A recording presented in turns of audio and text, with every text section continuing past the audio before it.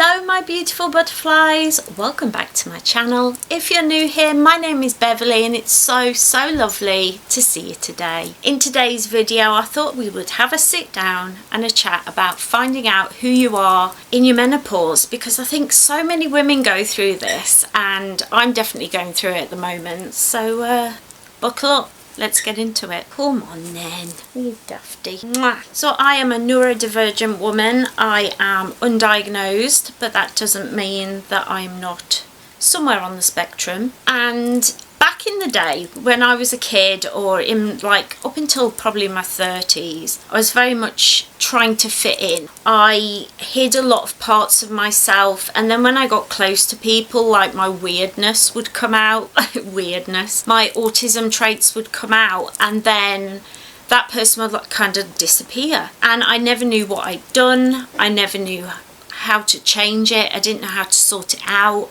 My social skills were not the best, and I think so many of us do this because in order to fit in with society we have to hide little parts of ourselves and put little bits of armour on in order to survive in this dimension, in this world, in this society. But I think even when you look back at my early videos, like go back to my first year on YouTube, I literally had no idea who I was, what I wanted to make videos about. They were very like here, there and everywhere. Like there were some that were about going to conventions, and then I'd make a video about a collection that I had because I'm a big nerd. I love collecting stuff. Then I'd make a video about disability, and then one about being queer, and then one about something else. I was just bouncing around from subject to subject, and I think it very much shows how much I didn't know who I was, and there was all these different parts of me that didn't make sense because I was keeping everything separate, and I didn't know how to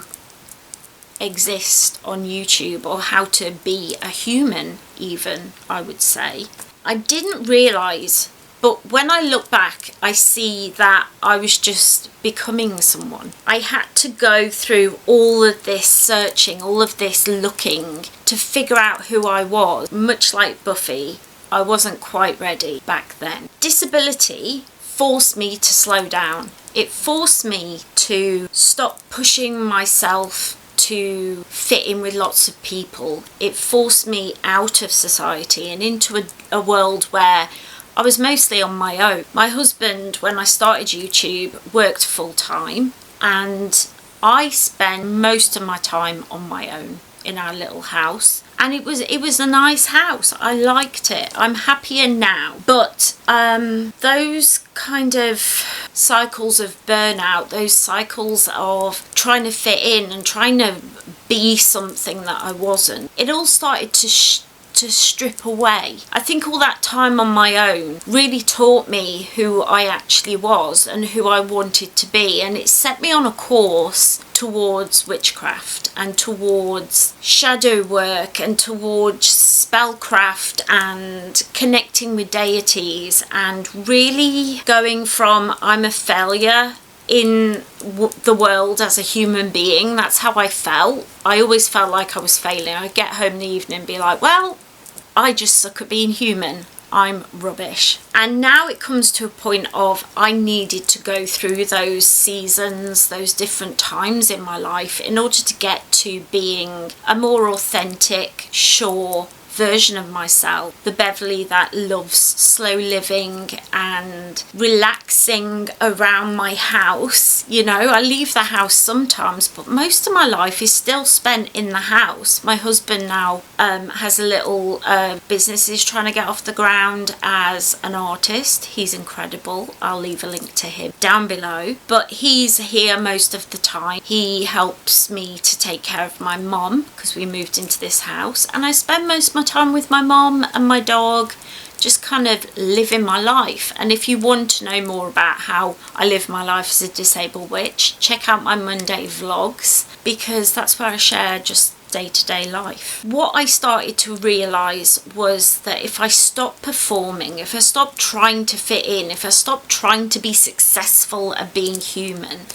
and just am Beverly, I'm happier. And the people who actually matter, the people who stick around, you know, all those people that I tried to perform to and tried to keep in my life, they've all gone. They've left the scene, and I'm glad that I spent time with those people, but I'm also equally glad that they're no longer in my life, because the friends that I have now are my ride or dies. They're my incredible friends that put up with crazy Beverly in her over-the-top outfits, and whether I get to see them in person or online, it's just incredible, and I feel really good around them because they allow me to just be me. What I learned was my body was teaching me how to let go of social norms. It started off with learning to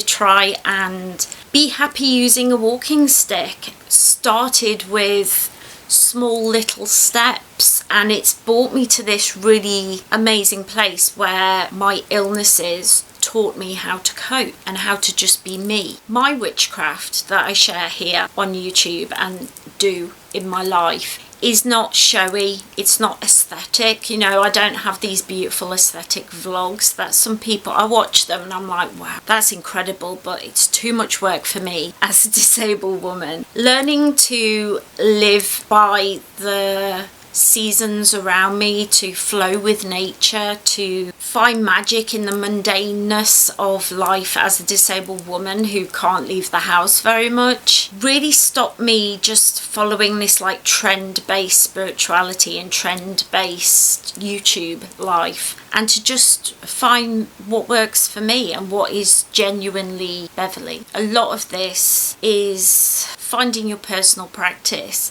stepping into a more intermediate practice that isn't about what's trendy at the moment, and it's more about what works for me and what is going to help me to grow. Because rather like my name and my favourite creature, butterflies, I'm trying to evolve. So when I come to the end of this life, because I see this as kind of being inside the chrysalis, being in this dimension, this is where we're changing, this is the pain, this is the growth, and then we can flourish as souls when we die. And that's what it's all been about for me. It's these seasons flowing through the seasons of my life. Finding that I'm not separate from my magic has been a big one for me, and how my disabled life really shapes my spirituality, how I see the world, how I interact with the world. Pacing is seen more as a ritual rather than being something that I feel forced to do or I'm trying to do. I'm just doing it much more naturally now. Do a job, I rest. I do a job, I rest. It's working really well at the moment. Fingers crossed, toes crossed, eyes crossed that it continues to. But using rest as resistance against society and against what people want me to do, you know, society at large puts these pressures on us. And realising that using my intuition, listening to my body, that is the most beautiful thing. And it's this real act of resistance against society that I didn't even realise I was doing. It just started to come more naturally. And I think a lot of women in the menopause, going through perimenopause, whatever, this stage in our life, 40s and 50s, is really a point where we feel this pull to a deeper sense of authenticity in who we are. Disability is not something that we should be trying to overcome. It's not something to be inspirational through, but it is something that can teach us a lot about ourselves. It can bring us to a very deep authenticity. And I'm not just talking physical disability when I talk about this. I'm also talking about being neurodivergent, having chronic depression, having an anxiety disorder, being an undiagnosed autistic woman in this world. It helps me to find what really works in my life and what to let go of. When I was younger, as well as when I was a young YouTuber, I was just chasing what was trendy. I was chasing everything, and it was very much like a constant anxiety, a constant tiredness, you know. And now I've reached a real clarity that I don't need to do that anymore, and I didn't need to do it back then. I really didn't. I'm a disabled witch. I love vintage fashion. I love slow living. These are my special interests. These are the things that I love. And now that anxious, overwhelmed feeling is gone, I just feel like I fit. Like, I just feel good. I feel proud of the work that I'm doing here on YouTube. If you check out my recent videos, you'll see a lot more authenticity and a lot more self-assuredness that has not been there before. As I start taking HRT and start really stepping into that menopause from perimenopause, I realise that I don't have to be palatable. I don't have to be fast. I don't have to be, talking to the camera with loads of jump shots and B-roll, and I don't have to be productive to be worthy. I don't have to work hard in order to have a place here in this dimension. I matter whether I'm creating YouTube videos, have a full-time job or not. It doesn't matter. My worth comes from me having a soul and being a human being. It comes from nothing else. There's nothing else that I need to do. The friends who stayed, I'm so thankful for, because they really show me that there are people out there who actually do care about me, and I am worthy of the love of a wonderful husband and a beautiful dog. Yeah, he's grinning at me across the room now. Not the dog, the husband. But the joy that has come from these realizations, it's not chaotic, it's just steady and real and authentic, and I just want to talk about it continuously. Has anybody else been feeling this? Is anybody else going through menopause and just feeling like, you know what, I'm just me, and you either like it or you don't?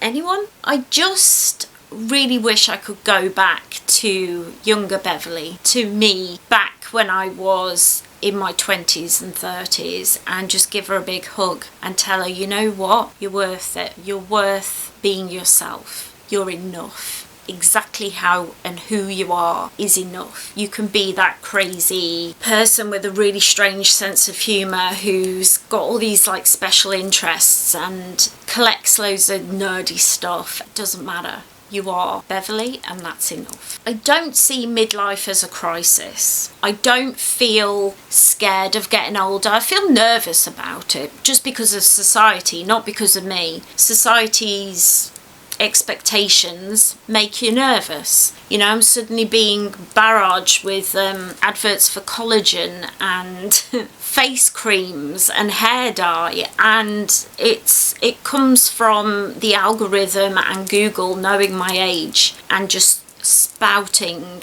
all this stuff at me to make me feel nervous about how I look as I get older, and then to make me spend money. That's it. They just want to make money off us. But midlife is more, to me, an integration. It's a moment of becoming more me, not a different version of me, not a new version of me. I'm not stepping out of who I was into this new shiny version of me. I'm just me. And I think as I am stepping through menopause, I'm realising that this is who I am. And that's powerful and beautiful and incredible. And there are cultures out there in the world that think the same. Here in the West, we tend to look down on people as they get older, but actually they're the ones who've got a lot of knowledge and they should be revered and listened to. This nurturing, beautiful side of women as we get older is pushed out of society that just wants more money, more greed, more. And those of us who are saying, you know what, actually I don't want all of that. I kind of just want to be happy and live in my little life with my husband and my dog and just be happy. That's not enough for society. And I think that's why we're given these messages that we're not enough, to kind of push us out, but we're not going nowhere.